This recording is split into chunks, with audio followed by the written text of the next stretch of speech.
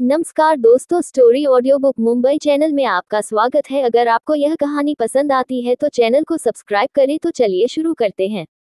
मोल में अब तक आप लोगों ने पढ़ा कि जानवी और रवीना अनाया को इरिटेट करते हैं और अनाया भी उन लोगों को अच्छे से बात सुना देती है। उसके बाद वह लोग मॉल के लिए निकल गए। जैसे ही वह लोग मॉल पहुंचते हैं, सामने से कुछ लड़कियां आती है। देखने में वह सभी लड़कियां किसी जू प्राणी संग्रहालय से भागी हुई नजर आ रही थी, क्योंकि उन सब ने ही काफी छोटे छोटे कपड़े पहने थे और हैवी मेकअप किया था। हालांकि उन लोगों ने कपड़े शरीर ढकने के लिए नहीं, बल्कि ब्रांड दिखाने के लिए पहने थे, क्योंकि हर किसी ने किसी न किसी ब्रांड की चीज पहनी थी। फिर वो कपड़े, ज्वेलरी और हेयर स्टाइल मैच हो या ना हो, बस दिखावा करने के लिए पहना था। वह लोग चलकर अनाया और जानवी का रास्ता रोकते हैं। उसके साथ रवीना भी थी। उन लोगों को वहां देखकर जानवी के चेहरे पर शैतानी मुस्कान आ गई। वो लोग तुरंत उन तीनों को मिलकर हवा में किस करती है, जैसे अभी की हाई सोसाइटी की औरतों के चोचले होते हैं। मुझे तो यही लगता है, क्योंकि हमारी संस्कृति में तो नमस्ते और पेरी पोना करके आशीर्वाद लिया जाता है। इस तरह हवा में चुम्मा तो हाई सोसाइटी में ही होता है। चलिए हम कहानी में आगे बढ़ते हैं। वहीं उन लोगों के चेहरे देखकर एक शख्स ऐसा भी था जिसकी मुठियां गुस्से से कश गई थी। यह कोई और नहीं अनाया थी, क्योंकि अनाया वहां खड़ी तीनों छिपकलियों को बहुत अच्छे से पहचान गई थी। वहां खड़ी हुई तीनों लड़कियों में से एक जानवी की दोस्त जेसिका दुबे थी, जिसको देखकर अनाया को गुस्सा आया था, क्योंकि जेसिका पिछले जन्म में भी उसे बहुत परेशान करती थी और नीचे दिखाती थी। एक बार तो उसने कपूर इंडस्ट्री में ही अनाया की बेइज्जती की थी, और यह सारा तमाशा विशाल और जानवी भी खड़ा होकर देख रहे थे। और इतना सब कुछ करने के बाद भी विशाल अपने मुंह से एक लफ्ज तक नहीं निकला था। यहाँ तक कि जब अनाया ने उस कंपनी से बाहर निकालने की कोशिश की, तो जानवी ने यह कहकर टाल दिया कि वो लोग बस मजाक कर रही थी और वैसे भी उसकी दोस्त है, उसे माफ कर दो। और विशाल ने भी इन सब में उसका साथ दिया था। यह सोचकर ही उसे अंदर से गुस्सा आ रहा था कि इस जन्म में वो उन सभी को उसकी औकात जरूर दिखाएगी। उसके पास खड़ी हुई दोनों लड़कियों को भी वह पहचान चुकी थी। उसमें से एक सुहाना और एक सोनिया थी। वो दोनों ही मॉडल थी और जानवी के साथ ही काम करती थी। जानवी भी उनकी करियर में मदद करती थी, या यह कही कि उनकी चापलूसी की कीमत चूकती थी, क्योंकि वो कभी उन लोगों को खुद से ऊपर नहीं जाने देने वाली थी। यह सब कुछ याद करके अनाया बस उसे घूर रही थी, लेकिन उसने कोई कमेंट नहीं किया। तभी उसके कानों में आवाज आई, जानवी यह अजीब सी गवार लड़की तुम्हारे साथ क्या कर रही है? तुम्हारे स्टैंडर्ड इतने कब से गिर गए? यह सुनकर अनाया उसे इस तरह से घूरती है जैसे वह कोई कॉमेडियन हो। वही जानवी के चेहरे पर भी शैतानी भाव आ गए। वह दया वाली नजरों से अनाया को देखते हुए बोली, यह मेरी छोटी बहन है। फिर चेहरे पर अनाया के लिए दया के भाव लाते हुए बोली, यह अभी अभी गांव से आए है, इसीलिए उसे कुछ पता नहीं है कि हाई सोसाइटी में कैसे रहा जाता है। वक्त रहते वह भी सीख जाएगी। इतना बोल वो सब लोग हंसने लगे। तभी पास खड़ी हुई सोनिया अनाया को ऊपर से नीचे देखते हुए दया भरी नजरों से बोली, यह तो ठीक है, लेकिन यह गरीब और गंवार नजर आती है। तुम्हें उससे दूर रहना चाहिए, कहीं तुम्हारी रेप्यूटेशन गिर ना जाए। आखिर तुम इतनी बड़ी एक्ट्रेस जो हो, ऊपर से कपूर खानदान की प्रिंसेस भी हो। तभी पास खड़ी एक और लड़की बोली, तुम सही कह रही हो। पता नहीं यह लड़की कहाँ से आ गई है, इसने तो मॉल कभी देखा भी नहीं होगा। अच्छा होगा तुम इसे घर में ही रखो, यहाँ आकर हो यह गवार लड़की तुम्हारी बेइज्जती करवाएगी। वही जानवी चुप थी और अनाया की बेइज्जती एंजॉय कर रही थी। वो अनाया को एहसास दिलाना चाहती थी कि चाहे वह कपूर खानदान की रियल प्रिंसेस वो क्यों ना हो, लेकिन वह जानवी से नीचे है। बाहर उसे सभी लोग जानते हैं और अनाया को नीचे समझते हैं, और कोई भी उसे रिस्पेक्ट नहीं जानवी से ज्यादा। अनाया समझ गई थी कि जानवी क्या कर रही है। वहीं पास खड़ी हुई रवीना कपूर भी कुछ नहीं बोलती। अपनी सौतेली माँ के चेहरे पर यह शैतानी भाव देखकर वो समझ गई थी कि इन तीनों चमचियों ने जो कुछ भी कहा, वह इन सौतेली माँ बेटी की करामत है। वह इन दोनों की रगरत से वाकिफ थी। वैसे तो यह जानती थी जिसने इन तीनों को बुलाया था, वह अनाया को मोल ले जाकर नीचा दिखाए और अपनी बेइज्जती का बदला ले। तभी अनाया उन तीनों चमचियों को घूरते हुए मुस्कुराकर बोली, मुझे नीचा दिखाओ या कुछ और कहो, लेकिन यह बात तुम लोग नहीं बदल सकते कि जानवी कपूर खानदान की सिर्फ गोद ली हुई बेटी है। और मैं असली वारिश, यानी कि गीता कपूर की बेटी, तो शर्मिंदगी मुझे नहीं किसी और को होनी चाहिए। इतना बोलकर वो उन्हें नीची नजरों से देखती है। उसकी नजरों में इतनी तपीस थी कि वह तीनों 2 कदम पीछे हट गई थी। वह ठान चुकी थी कि वो उन दोनों को यहीं पर सबक सिखाएगी और उन दोनों ना बेटी को भी अपनी औकात जरूर दिखाएगी। वही बात को बढ़ता देख और आसपास लोगों की भीड़ इकट्ठा होता देख रवीना कपूर डर गई, कहीं जानवी की बदनामी ना हो। इसीलिए वह परेशान होकर बोली, अब रास्ते में बेहस बहुत हो गई, चलो हम शॉपिंग करने के लिए अंदर जाते हैं। इतना बोलकर वह सभी लोग आगे बढ़ गए। उन सभी लोगों ने अनाया को इग्नोर किया, जैसे वह उनके साथ आए ही ना हो। अनाया को भी एक मौका मिल गया अपने प्लान को अंजाम देने के लिए। वह तुरंत अपनी वॉच में कुछ करती है और किसी को टेक्स्ट मैसेज करती है। यह करते हुए उसकी आंखों में शैतानी भाव थे। हालांकि उसकी मूवमेंट किसी ने नोटिस नहीं की। तभी उसके कानों में जानवी कपूर की आवाज आई, अनाया जल्दी चलो, तुम यहाँ को जाओगी, वैसे भी तुमने ऐसी जगह कभी नहीं देखी होगी। अब भला इन बेवकूफ को कौन बताए कि अनाया को ऐसी घटिया जगह पर आने की जरूरत भी नहीं है, क्योंकि मॉल से शॉपिंग आम लोग करते थे। अनाया तो ऐसी हस्ती थी कि दुनिया की टॉप ब्रांड के डिजाइनर खुद उसके लिए स्पेशल कपड़े डिजाइन करते थे और उसके घर तक पहुंचाते थे।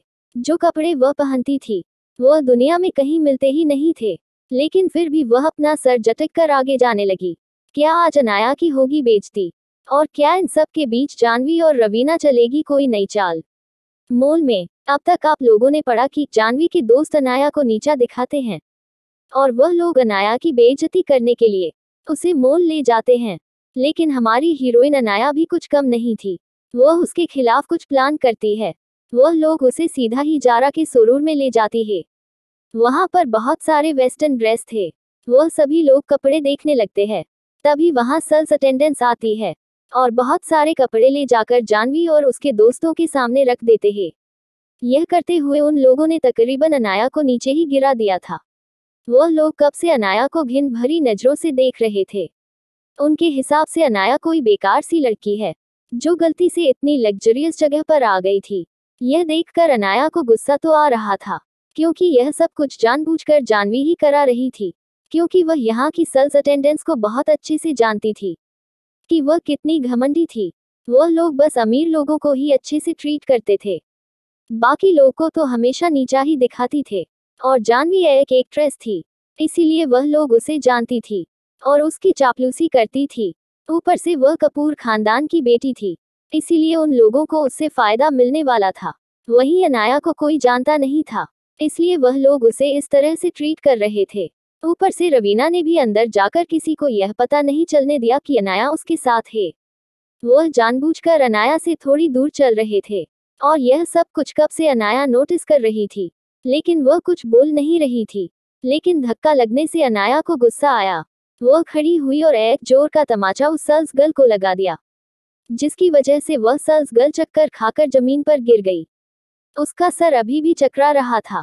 उस तमाचे की आवाज इतनी ज्यादा थी कि आसपास की दुकानों में भी वह सुनाई दी थी और बाहर चल रहे लोग भी वहीं पर रुक गए और अंदर देखने लगे। तभी एक और सेल्स गर्ल गुस्से आगे आते हुए अनाया को उंगली दिखाकर बोली, तुम बदतमीज लड़की, तुम्हारी हिम्मत कैसे हुई हमारे साथ इस तरह से बदतमीजी करने की और थप्पड़ लगाने की? तुम जानती भी हो कि तुम कहाँ खड़ी हो, गवार कहीं की। पता नहीं कहाँ से मुंह उठाकर इतने बड़े शोरूम में आ गई।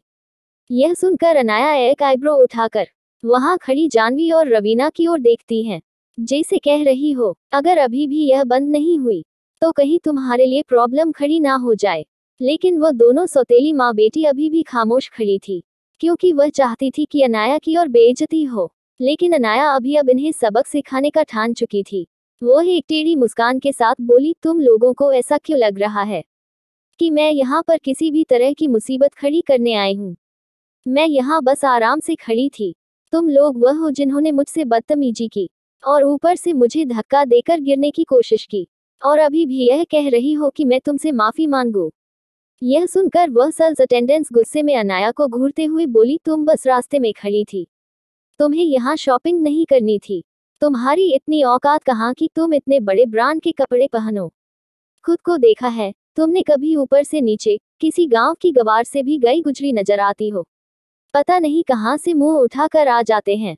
यह सुनकर अनाया एक टेढ़ी मुस्कान के साथ बोली, अगर मेरे कपड़े खराब लग रहे हैं तो तुम्हें इन लोगों के कपड़ों में इतना भी क्या खास दिख रहा है कि तुम भाग भाग कर इन्हें चीज दिखा रही हो। अगर तुम्हें लगता है कि मैं यहाँ से कोई चीज नहीं खरीद सकती हूँ तो फिर तुम्हें ऐसा क्यों लगता है कि यह लोग खरीद सकते हैं। यह सुनकर उस सेल्स गर्ल को गुस्सा आया। वह गुस्से में उंगली दिखाकर बोली, तुम्हें पता भी है यह लोग कौन है। फिर जानवी की ओर इशारा करके आगे बोली, यह मिस जानवी कपूर है। वो एक बहुत बड़ी एक्ट्रेस और कपूर खानदान की प्रिंसेस है। और बात रही उनके पास खड़ी हुई लड़कियों की, तो यह दोनों भी एक बहुत बड़ी मॉडल है। फिर वह जेसिका की ओर इशारा करके बोली, और यह जेसिका दुबे है, एक सोशलाइट। इनका भी परिवार काफी बड़ा है। यह सुनकर अनाया एक टेढ़ी मुस्कान के साथ मन ही मन बोली, कपूर खानदान की प्रिंसेस। लगता है जानवी को कपूर खानदान से कुछ ज्यादा ही लगाव रखती है। वह मन ही मन डिसाइड कर चुकी थी कि सबसे पहले वह उसकी इसी आइडेंटिटी पर वार करेगी। इसीलिए वह उस सेल्स अटेंडेंस को घूरते हुए बोली, ठीक है, अगर ऐसा है तो देखते हैं कि कौन यहाँ सबसे ज्यादा शॉपिंग करता है। अब उसे सेल्स अटेंडेंस से रहा नहीं गया, तो वह अनाया का मजाक उड़ाते हुए बोली, मजाक करना बंद करो और निकलो यहाँ से। खुद का मजाक बनाने की जरूरत नहीं है। तब तक वहां पर मॉल का मैनेजर आ चुका था। मैनेजर वहां के हालात इतने गंभीर होता देख आगे आते हुए परेशान होकर बोला, क्या हुआ, यहाँ क्या हो रहा है। वो मैनेजर वहां खड़े कुछ लोगों को तो पहचान चुका था, लेकिन अनाया के मास्क की वजह से वह उसका चेहरा तक नहीं देख पा रहा था। लेकिन मैनेजर भी कोई कच्चा खिलाड़ी नहीं था। वह वहां खड़े हुए लोगों के ओरा को महसूस कर रहा था। वह साफ साफ महसूस कर पा रहा था कि अनाया कोई आम शख्सियत नहीं है। उसने अनाया के कपड़े भी नोटिस किए। उस पर किसी भी तरह का लेबल नहीं था और उन कपड़ों की क्वालिटी सबसे ज्यादा थी, शायद इतनी ज्यादा कि इस मॉल में उस क्वालिटी का एक भी कपड़ा नहीं था और एक भी ब्रांड नहीं था। तभी वह सेल्स गर्ल अनाया की ओर उंगली दिखाकर बड़ा चढ़कर उसकी बुराई करते हुए उसकी इंसल्ट करने लगी। यह देखकर मैनेजर को गुस्सा आता है। वह मैनेजर आगे आते हुए अनाया को देखकर पूछता है, मैम आप कौन हो। तभी जेसिका बीच में अनाया की इंसल्ट करते हुए वापस बोली, मैनेजर, इसे पूछने की जरूरत नहीं है। यह बस एक गांव की गवार लड़की है जो यहाँ पर किसी की भीख पर आ गई है। तुम्हें इस पर ज्यादा ध्यान देने की जरूरत नहीं है और हो सके तो निकालो इसे यहाँ से। वही वह सोते नहीं माँ बेटी अभी भी मुस्कुरा कर खड़ी थी और अपनी जबान बंद रखी थी। दूसरी ओर अनाया के बर्दाश्त से बाहर जा चुका था।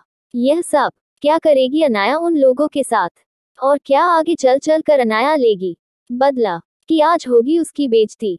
मॉल में अब तक आप लोगों ने पढ़ा कि मॉल का मैनेजर काफी विनम्रता से अनाया से उसकी पहचान पूछता है, लेकिन बीच में जेसिका वापस अनाया को बुरा भला बोलती है। तो भला हमारी हीरोइन को गुस्सा कैसे नहीं आता, लेकिन उसे समझ आ गया था कि मैनेजर बुरा इंसान नहीं है, उसे लोगों की अच्छी परख है और उसने काफी पोलाइट होकर बात की थी। तो वह उसे मैनेजर को देखते हुए बोली, मेरा नाम अनाया कपूर है, गीता कपूर की बेटी। इतना बोलकर वह एक कार्ड निकाल कर उस मैनेजर को देती है। उसे कार्ड को देखकर वह मैनेजर डर से भर गया, क्योंकि वह कार्ड रावत अंपायर का गोल्डन कार्ड था जो सिर्फ रावत खानदान के कुछ लोग इस्तेमाल करते थे।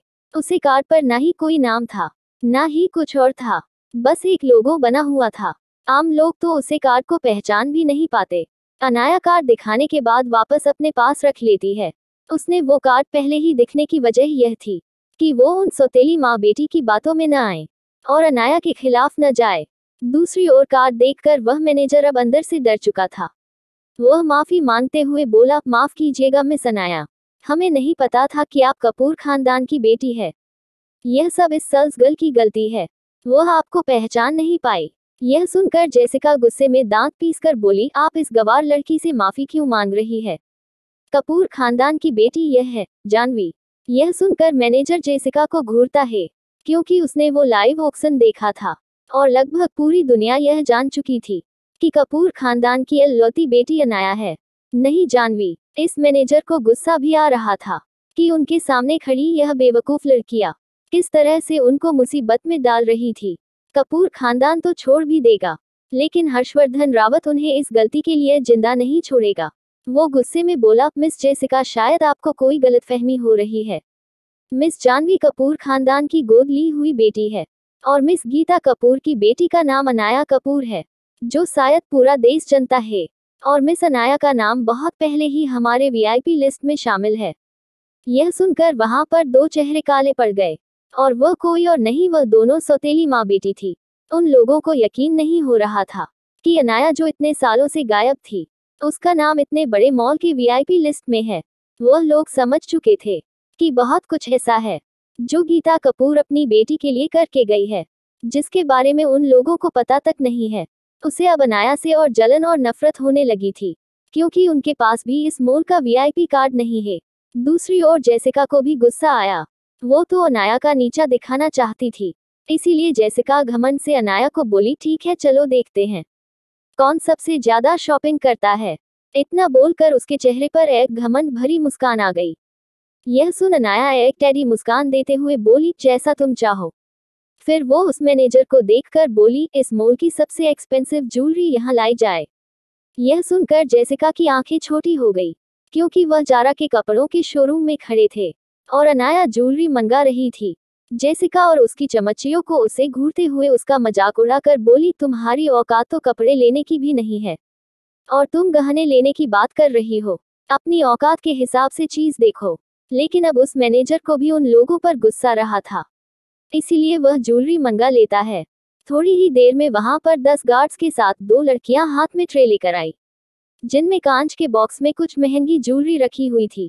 अनाया उन्हें देखते हुए एक टेढ़ी मुस्कान करती है, फिर जेसिका की ओर देखकर बोली, इनमें से तुमने कुछ भी खरीद लिया तो मैं तुम्हें अमीर मान लूंगी, क्योंकि तुम्हारे हिसाब से तो जो अमीर होता है वही इस जगह आने के लायक है, बाकी सभी लोग तो बेकार है। यह सुनकर तो जेसिका गुस्से से पागल हो गई। आखिरकार बात अब उसके ईगो पर आकर रुकी थी। वह वहां खड़े लोगों की ओर देखकर घमंड से बोली, बिल्कुल मैं इन सबको एक साथ खरीद सकती हूँ। यह सुनकर कुछ लोग ऐसे थे जो सिर झुकाकर हंस रहे थे। वह कोई और नहीं, मैनेजर और वह स्टाफ था जो वहां पर वह ज्वेलरी लेकर आए थे, क्योंकि सिर्फ वही लोग जानते थे कि उनकी असली कीमत क्या है।